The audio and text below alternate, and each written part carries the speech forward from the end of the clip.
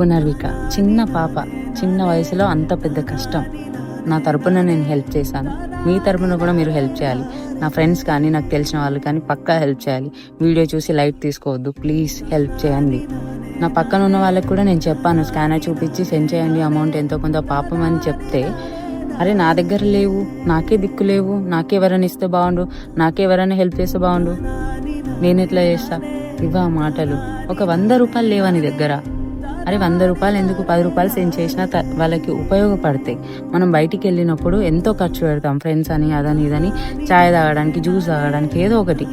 అందులో నుంచి కొంచెం అమౌంట్ అంతే. నువ్వు 1000 లక్షలు హెల్ప్ చేయాల్సిన అవసరం లేదు. నీ దగ్గర ఉన్నంతలా నువ్వు హెల్ప్ చేయి, తనకు ఉపయోగపడతాయి కదా. మనం ఒక్కొక్కరు మనిషికి 10 రూపాయలు కొట్టినా కూడా అవే 1000 లక్షలు అవుతాయి. అందరూ అలాగే చేస్తున్నారు.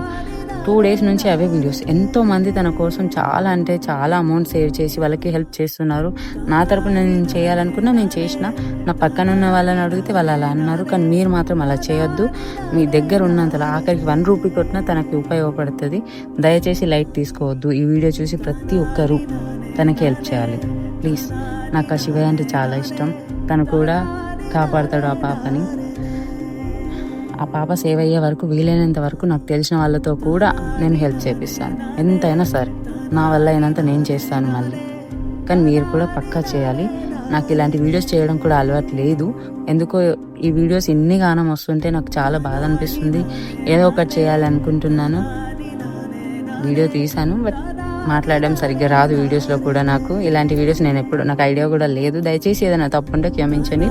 కానీ హెల్ప్ మాత్రం పక్కా చేయండి ప్లీజ్.